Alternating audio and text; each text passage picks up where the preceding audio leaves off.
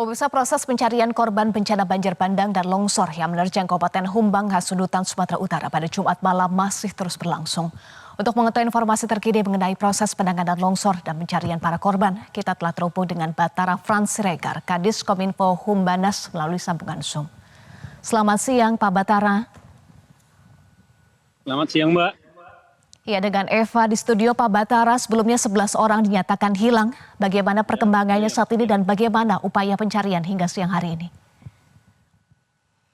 Baik, Mbak. Yang pertama kita tentunya sangat berduka dan sangat terkejut dengan kejadian ini. Dan ini memang kejadian yang sangat tidak kita harapkan terjadi.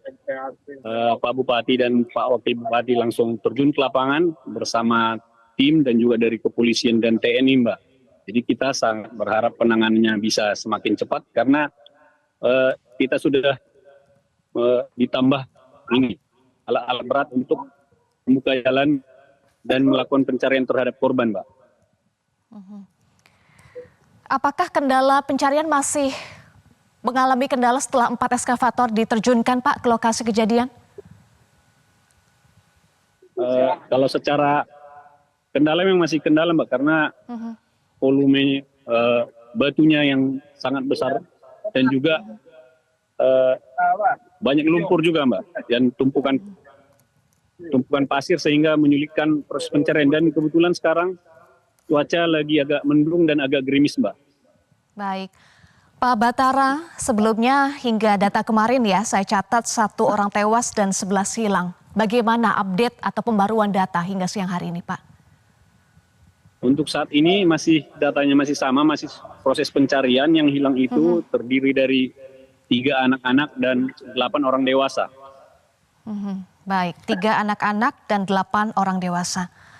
Baik, ini kan titik pencarian juga diperluas ya, Pak, hingga Danau Toba.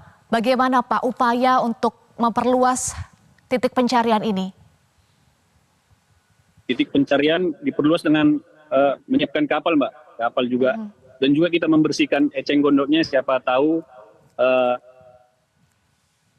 korban ada tidak kelihatan karena banyaknya tumpukan di Danau Toba, Mbak. Jadi perlu juga sampah-sampah yang tergeser ke danau kita bersihkan juga, Mbak.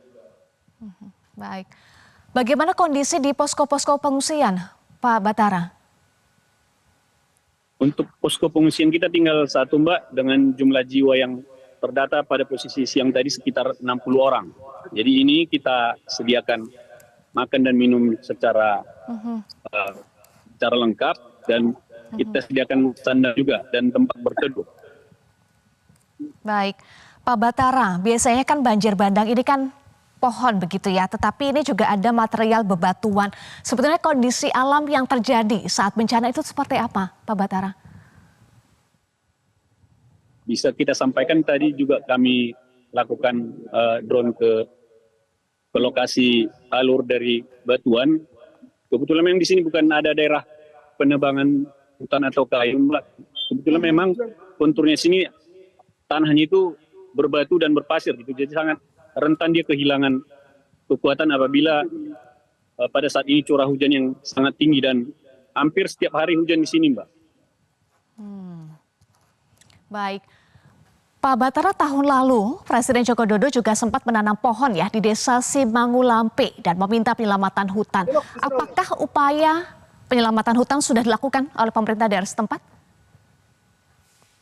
Mohon diulangi, Mbak, kurang jelas. Baik, saya ulangi, Pak Batara, tahun lalu Presiden Joko Widodo sempat menanam pohon di Desa Simangulampe dan meminta penyelamatan hutan. Ya. Apakah upaya penyelamatan hutan sudah dilakukan oleh pemerintah daerah setempat, Pak Batara? Tentunya upaya tetap harus kita lakukan dengan penanam pohon ini juga untuk memperkuat lingkungan di kawasan Danau Toba itu. Kawasan Danau Toba ini karena Kabupaten Humbang Hasundutan kan termasuk daerah yang menjadi penyangga Danau Toba, Mbak. Baik. Untuk status bencana apakah sudah ditetapkan tanggap darurat, Pak Batara? Ya, sudah disiapkan oleh tim dari BPBD dan beberapa tim juga sudah berkunjung dan sudah ikut membantu di sini, Mbak. TNI, Polri, termasuk juga BNP dan Basarnas. Kemudian juga tim dari Polri sudah menurunkan K9 juga untuk pencarian korban di lapangan, Mbak. Untuk statusnya sudah tanggap darurat ya berarti? Saya konfirmasi lagi. Iya, iya Mbak. Oke. Dengan status tanggap darurat bagaimana Pak untuk akselerasi penanganannya? Untuk akselerasi penanganan tentunya kita masih berfokus ke pembukaan jalan ini Mbak, supaya akses berjalan dengan lancar sehingga pencarian korban lebih mudah dilakukan. Karena memang materialnya sangat banyak Mbak, dan membutuhkan waktu untuk membersihkannya. Baik, Pak Batara, saya kembali ke Anda sampaikan bahwa lokasi ini kan bebatu, bepasir ya, tetapi ada juga rumah-rumah warga.